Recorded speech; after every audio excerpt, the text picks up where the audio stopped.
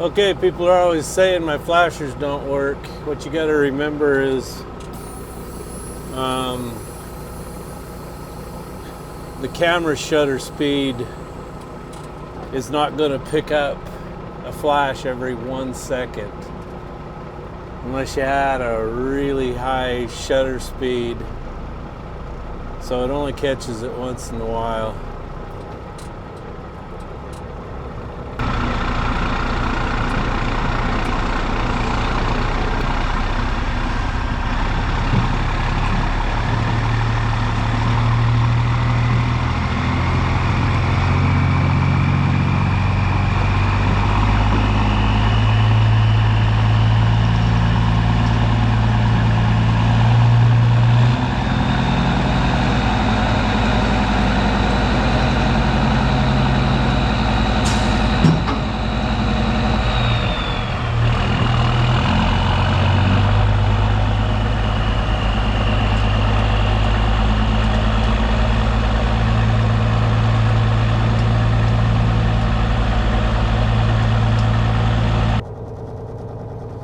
So I think the reason that fifth wheel wouldn't latch, I think the main latch mechanism, you got two levers you got to pull out, and the one's not working real well.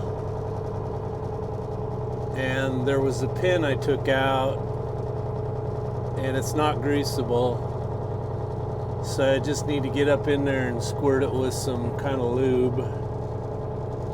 And I'll probably do that when I get down here and get unloaded to see if I can get that latch to work better. That's the problem. It's going clank, and then that one jaw isn't pushing in to lock it.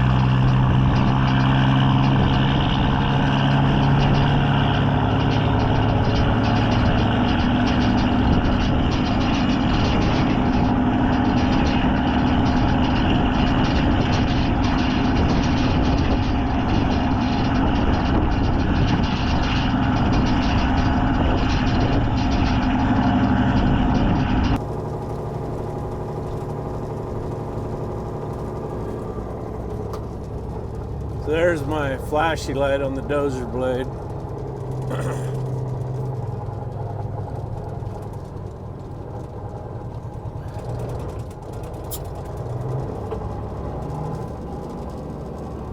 I'm gonna go over this way and just get on the highway and go, rather than go clear this way to the highway. It's just gonna be faster.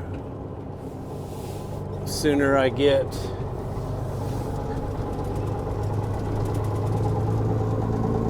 on the highway and go, the better, the quicker I get there.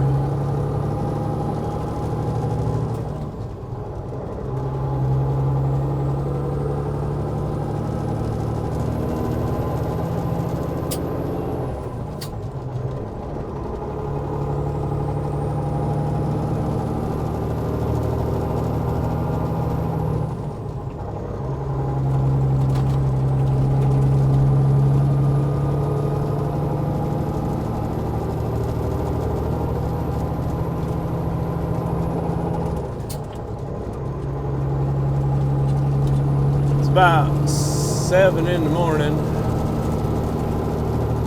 Sunrise is at 7:45, but I can get gone a half hour before sunrise, so By the time I make it up here, get on the highway, that's 718 right now. Visibility's good. It's going to be a bright, sunshiny day.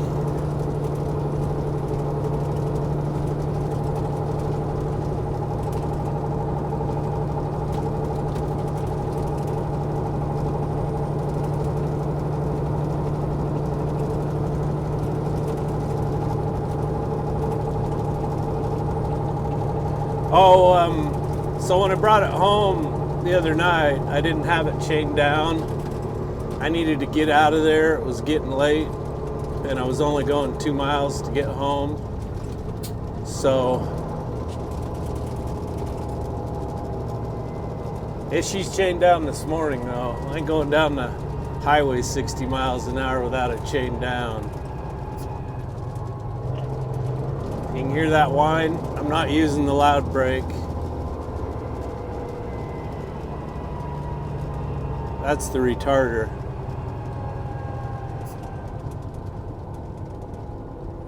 I don't think that would be good on a Sunday morning to be using the brake.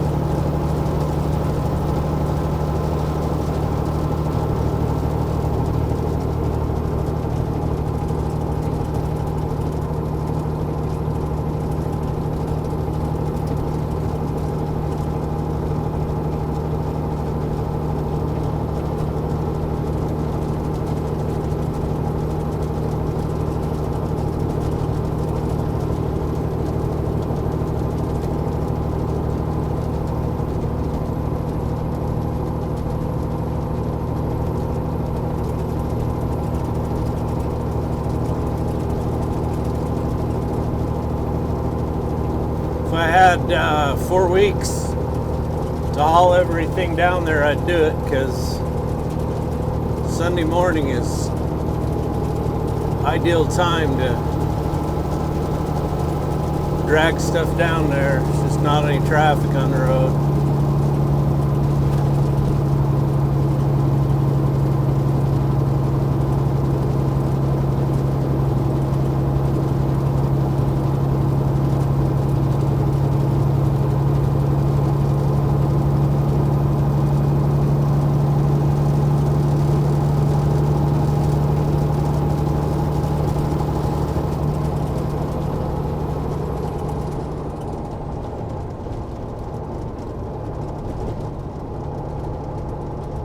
I don't have to go real fast.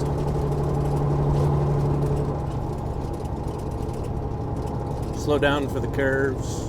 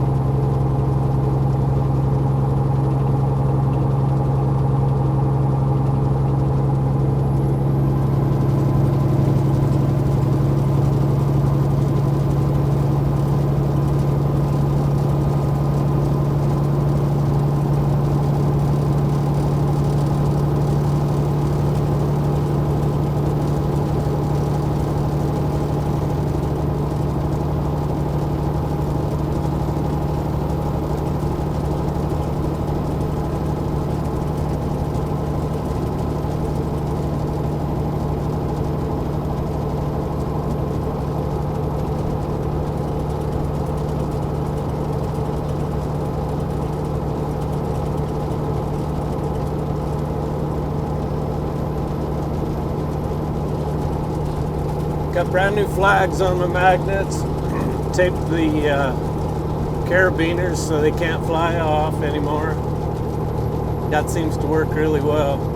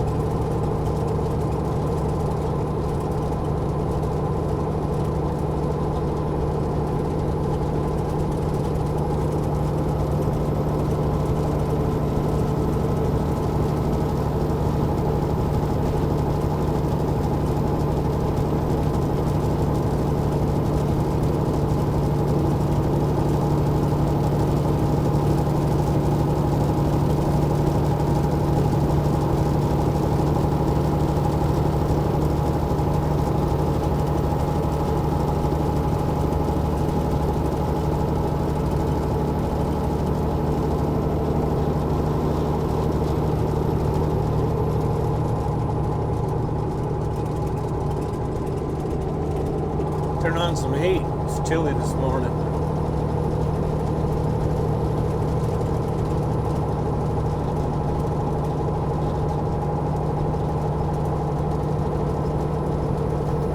So there's some guys that wanted to see me load the scrapers. I've got videos of us doing that, but we'll definitely be filming that, so you'll get to see it. We're green at it because we haven't done it for so long, but it's like riding a bike. Figure it out. So on the right up here is the Amalgamated Sugar Company's Beet dump. It's called the Liberty dump.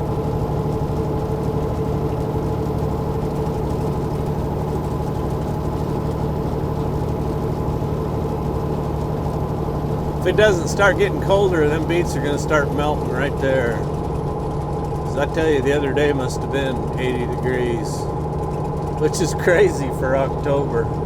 Absolutely crazy.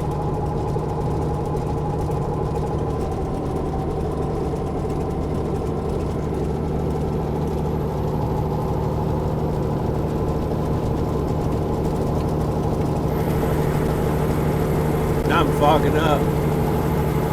Turn the heater on and go fog.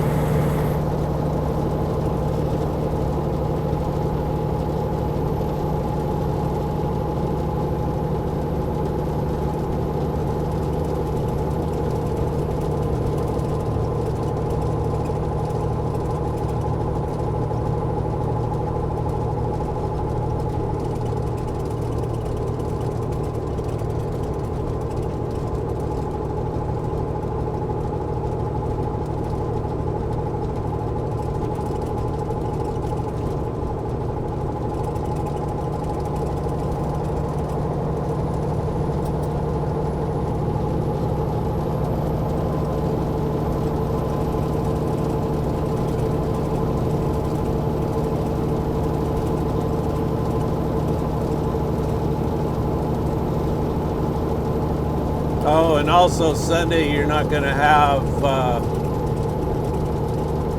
beet trucks out running. They're not going to work on Sunday. I don't think the dumps are even open on a Sunday. Unless it was a major weather issue and they had to get them in, had to work 7 days a week to get her done.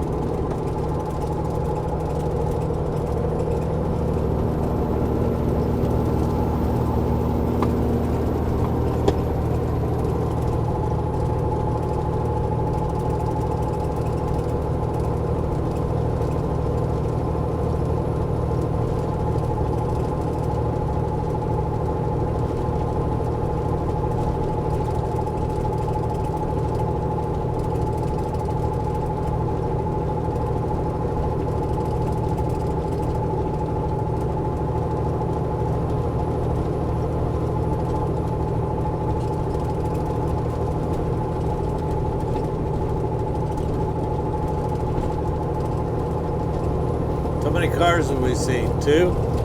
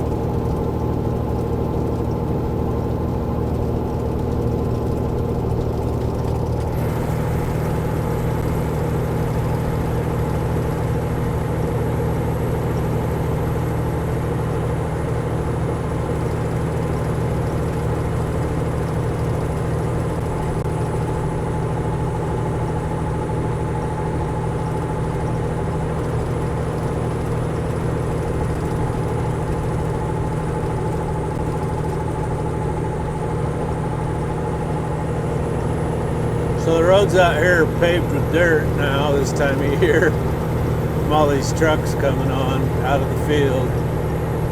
So they have to dig beets when they're It's kind of wet. Same with taters.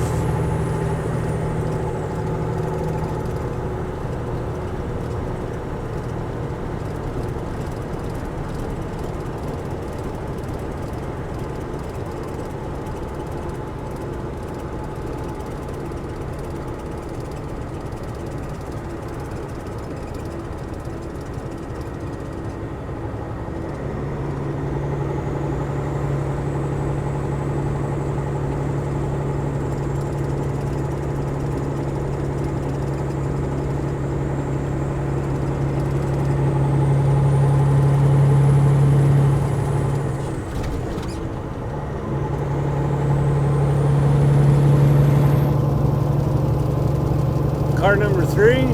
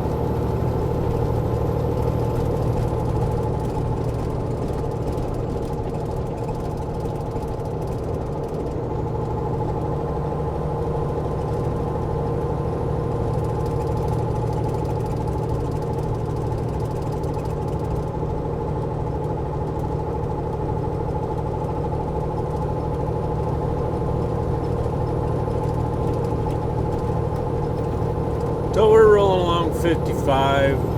In my younger days, I'd probably be going like the mill tills. But as I've gotten older, I've decided it's not worth it. Do a lot of dumb stuff when you're young. You're lucky, extremely lucky, if it doesn't bite you in the butt. The one I remember the most is I hauled the D9.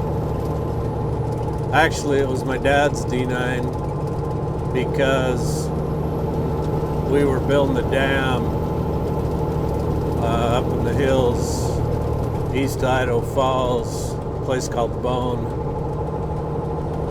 And he slipped on the frost. It was like 1st of November, late October. Had a little snow, had some frost. He's pushing the frost off of a high wall because he needed to get up, get more fill, and he got up on the frost and she went sideways and went off a 15-foot straight up and down wall. He's lucky to have survived it. Anyway, so my cat was pretty banged up, so I used his to go down and do this job. I hauled it down in January, I think it was. Anyway, I hauled it with old Kenny. Old Kenny had an 8V92, a 435 8V92, and I was climbing Malad Summit at 15 miles an hour. And just before I got to the top, an ABF triple train freight truck passed me. And I just thought, man, I'm never going to get there. So I just let her go down the other side, and I got her up to about 80 with a D9 on the back. I had the blade, U-dozer broke down, push arms. I had the blade tipped face up, chained to the big neck, and the push arms inside. And vehicle number 4. Anyway, I passed that ABF triple train going 80 down the other side. You should have seen the look on his face. And I look back on that and I think, how dumb was that? How absolutely dumb was that? Anyway, I hauled the mail. I made it to, up over Soldier Summit and into Price, Utah. I think I left the truck and the trailer at the port of entry just as you come out of off Soldier Summit. I think I left that there overnight, and my neighbor Eric went with me. He was driving my pickup in case I had trouble, play pilot car, and we stayed the night in Price and then got up the next morning, and I think it took us pretty much all the next day to get down to Bullfrog Lake Powell. And I'd never been there. Once you get off, you go down, you go through Price and down, clear to I-70, and then you get on I-70 and head west. And then you get off at the Hanksville exit, nothing out there, just some rolling hills, nothing steep. Go through Hanksville, and then you got to turn off that road down to Bullfrog. And once you get on that road, that one's up and down like a roller coaster. And I'd just be pulling the guts out, climbing to the top of the hill, and then you go down, and you couldn't see what was at the bottom, so you didn't know how fast to go. So I sent Eric ahead of me and to radio me back and tell me whether or not I had to go slow or I could let her fly. And then once you get to where you drop down into it's a long, steep grade down into a place called Tickaboo. And that's, I don't know, 4 or 5 miles before you get to Bullfrog. And so all you got's an AB92 with a Jake brake. And by the time we got to Tickaboo, my brakes were hot. So we had to stop and kind of let them cool off for a while. Probably should have just kept going, but we didn't know what was up ahead. And then you get to where it's a sharp curve and then down into Bullfrog, and that's a steep one.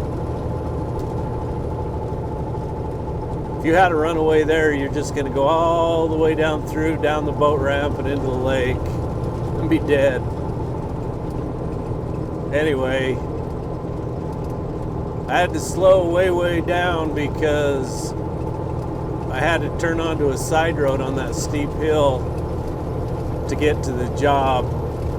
First part of my job was going to be, they were building a new school there, and what they do is all the kids across the lake at a place called Hite, H-I-T-E, would ride the ferry over to go to school there. So they built 3 little buildings. Anyway, I had to dump the cat off there and then go get the scraper. And that's where I started. And then after the school was done, then I started on all the roads down there. We tore them all up, rebuilt them. There's a visitor center there. We built a bypass road, made a cut through the Red Rock, built a bypass road, built a bunch of new parking lots, redid a bunch of parking lots. I was there from January till end of May, sometime in June. So I hauled the scraper home first by myself, and then I took my wife with me, and it was like, I don't know, I think it was like July 7th. We went down to pick up the cat, And by then it was 1,000 degrees down there. So by the time I got there and I sweated my butt off, had some guys, they still had a loader there, and we got the dozer blade broke down, got it loaded. There was no rooms available at Bullfrog, so we drove to Tickaboo, got a room, and it was late. The restaurant was closed, so we went over to the C-store and ate Lunchables. Oscar Mayer Lunchables for dinner. Got cleaned up. Got in the truck at sunup, took off, made it all the way to I-15, Springville, I think it is. And they had curfew, it was curfew, so we had to hang out there for a couple hours, then got on I-15. And then got on the 215 to go around Salt Lake, and we're cruising 65 down to 215, and all of a sudden it started making this horrible banging noise, and I pop it out of gear and quit, put it back in gear and start banging. So I coasted 1.5 miles to the Redwood Road exit. Well, no, the 2100 South exit, which is like a 4-lane. I got off on that and then coasted another 1/4 mile to the Redwood Road exit, and it's a double laner, and I just came to a stop on the exit, called for a tow truck. Tow truck showed up. It was a 1-ton Chevy. He's like, "Yeah, I don't think I can pull you." I said, "Yeah, I don't think you can either." And it was hilarious because he parked his truck there, and I don't know what happened. Park brake came loose. Anyway, it rolled down the exit and into the weeds. So we probably waited about 3 hours. By then it was dark. And an old 72 W900A showed up, wrecker, with an 871 Detroit. He hooked onto me. By then we had the state patrol there, and they had to measure the cat because we had to go under the underpass, and it was going to be a tight fit. We got under that, and then he pulled me over. I think it was a Denny's parking lot, and we unhooked the truck from the trailer and just left the cat on the trailer sitting there. And then we got in his wrecker with him, and he pulled us over to Rick Warner Freightliner, which was over, I think, on 3rd South. And we went up into, oh, I know, the guy, he got in the truck and he started, he drove it in the shop, and he come and told me, he says, "Yeah, I just put the power divider in and it went." So it was my power divider that went to heck. And so we were sitting up in the trucker's lounge, and Tommy's, it was late and she'd had enough, and she says, "You got to find me a place to stay." She says, "I'm not sleeping in here." So I called, oh, I can't remember, great big hotel there, high-rise hotel in downtown Salt Lake, because I wanted her to be happy. Told them where I was at. I said, "Okay, the gate's locked into the business, so you got to come down to the side street, come to the back where the truck shop is." So we waited for an hour. Nobody called. I called him back, and the guy said, "All right." He said, "Here, he's right here. I'll let you talk to him." So I talked to the guy that was supposed to come get us. I said, "Where are you?" And he says, "Well, I went over there and there's nobody there. I thought it was a prank call." I says, "No, ain't no prank call." And I explained to him where he had to come, so he came and got us. By the time we got up to our room, it was 2 a.m. We'd had nothing to eat.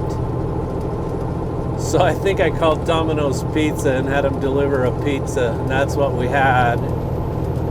Went to bed. I got up early the next morning, called my father-in-law, asked him if he could go get our minivan. We had a GMC Safari minivan, if he could come down and get us. So he came and got us. And then I think it was 2 days later, I went back down and got the truck. Went and got the cat and brought it home. No worries, no problems. But that was a trip from hell.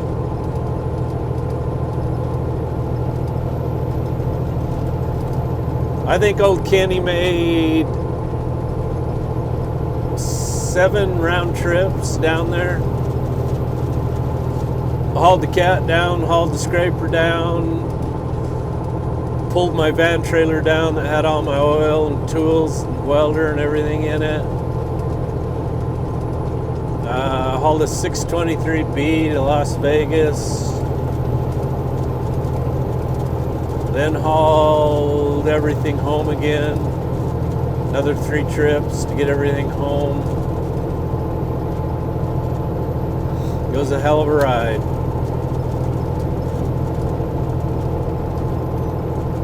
And I never had any problems with the DOT or the ports of entry because, you know, you have to call them ahead before you hit the Utah line and get a clearance number. You have to give them your axle measurements, distances between axles, your weights. They give you a clearance number, and then you roll into the Perry Port, just outside of Brigham City. Pick up your permits. By the time you're done with overweight, oversized, fuel permit, trip permit, they collect around $350, $400 from you. They don't care about coming out and looking at your truck. They don't care about anything else. Nobody ever asked me for a driver's license, medical card, nothing.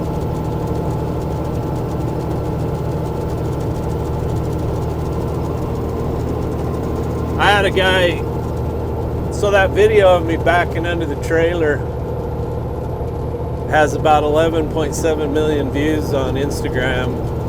It's got about 2.67 million on YouTube now. I don't know why, but I had a guy from Europe telling me my trailer was an old museum piece. And it's like, no, dude, they still build and use these trailers. These are called West Coast trailers.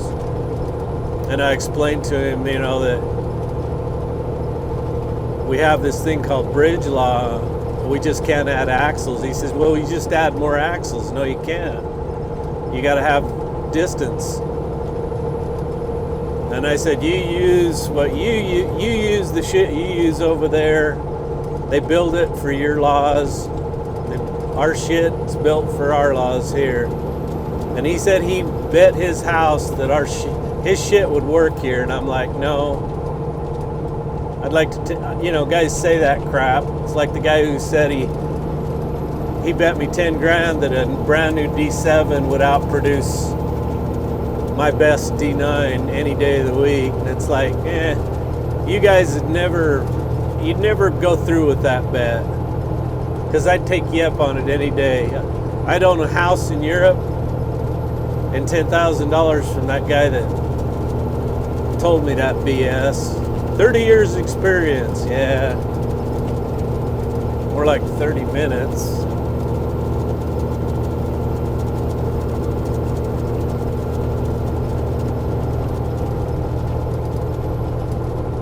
And I went through this with a lot of Australians. Most of them were just curious about it. And I was always curious about their trailers. I mean, I love their trailers. He's got big old ramps. You drive a D10 or a 637 up the ramp. The ramps fold up and away you go. They use Jeeps and they got 16 tires, but their trailers are 9 miles off the ground. And so your height, God, they got to be pushing 16, 17 feet. But their roads over there, they don't have frost like we do here. And that's the big deal, frost.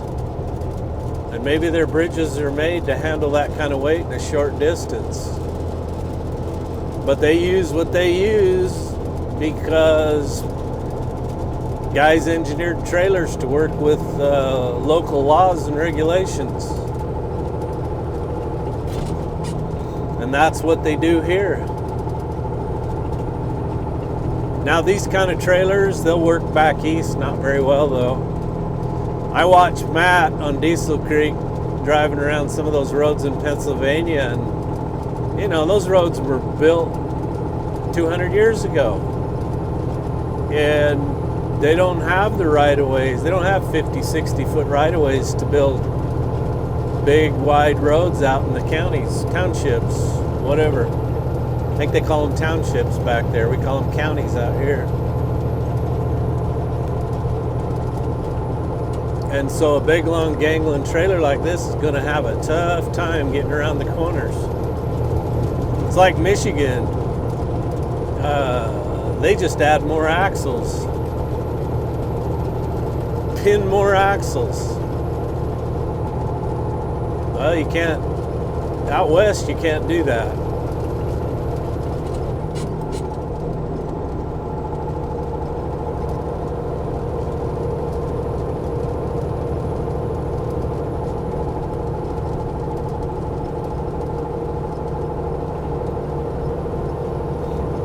And the other thing out here, because weight's a big deal and you gotta have all these axles and distance, Murray and Cozad and Jpaydirt and Rackley, all those guys in California figured out how to build trailers out of A514 steel, T1 steel, which flexes, and then they cut the beams full of holes to take a lot of weight out, and all those holes takes thousands and thousands of pounds of weight out, yet the beam's still strong enough to take the weight. And so this combination is, I'm 50,000 pounds empty, which is pretty light for a big long combination like this.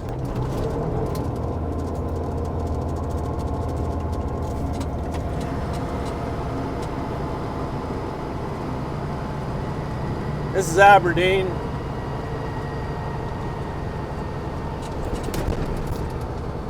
Small, well, it's actually a large farming community. Lots of acres out here. Lots of acres.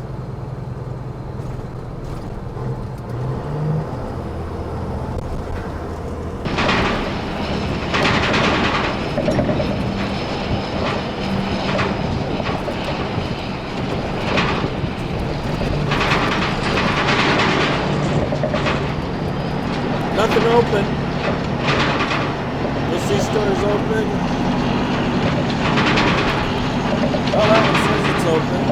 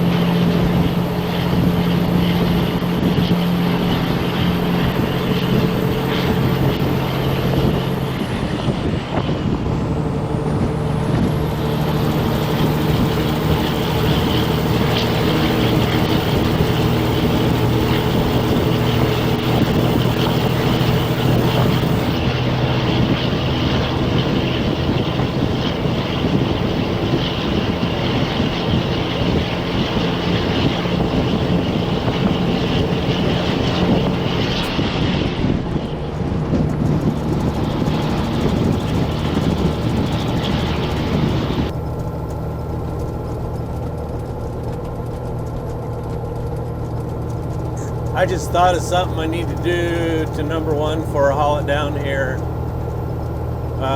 It shifts really harsh, so the initial pressure's too high in it. So I need to take the top cover off the front transmission and take some shims out of a spring in there to lower the initial pressure.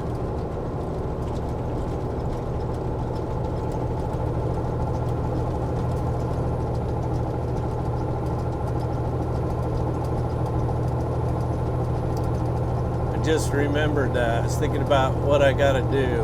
What have I gotta do?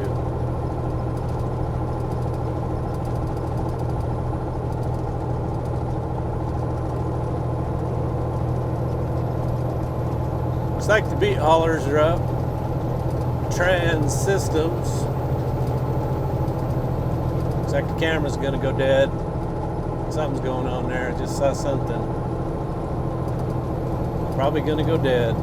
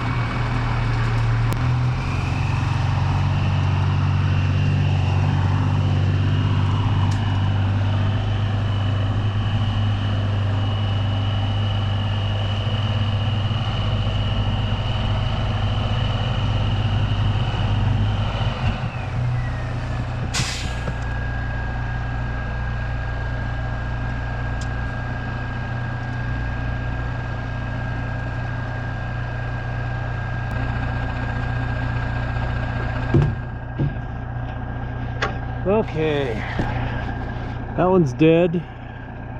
Figured it would be. This one's still going. Woohoo! Sweet. So we're here. That was a piece of cake. That was lovely. No traffic. Nice cool morning. Can't beat that crap, can you? Okay, we'll get her flags collected, get her unchained, get her off of there. Okay, an hour and 15 minutes later, we're dechained, unloaded. I ran the cat up over there, shut the gate, go home. Maybe work on a Challenger today, or at least get it out. Oh, that reminds me, I think I got a Texas Roadhouse gift card with like, I think 70 or 80 bucks left on that.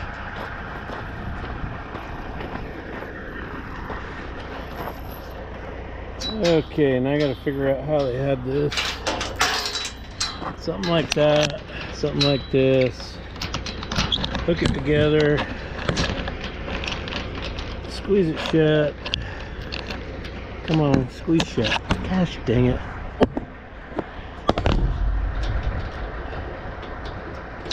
There we go. Alright. So, next time you see this place, should be rolling in with a scraper. A scrapier. Hey, sweep the deck off so I don't break your windshields. I don't want to break your windshields. So let's get out of here.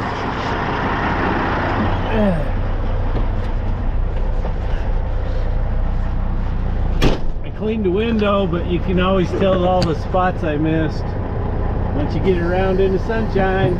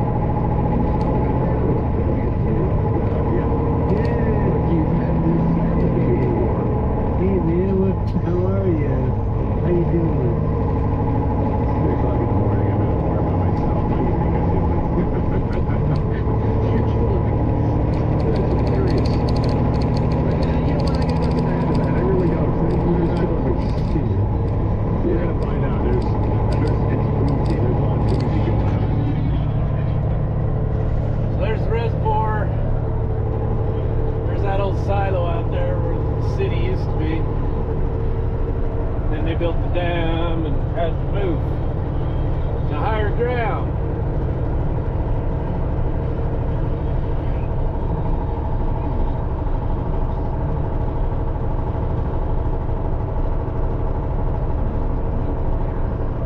So in order to get boats in over there at the boat ramp, they have to have somebody come in with a backhoe and clean the silt off the ramp to get in. There's the old dam right there, the original one. So I'm over there. There's the transfer station over there.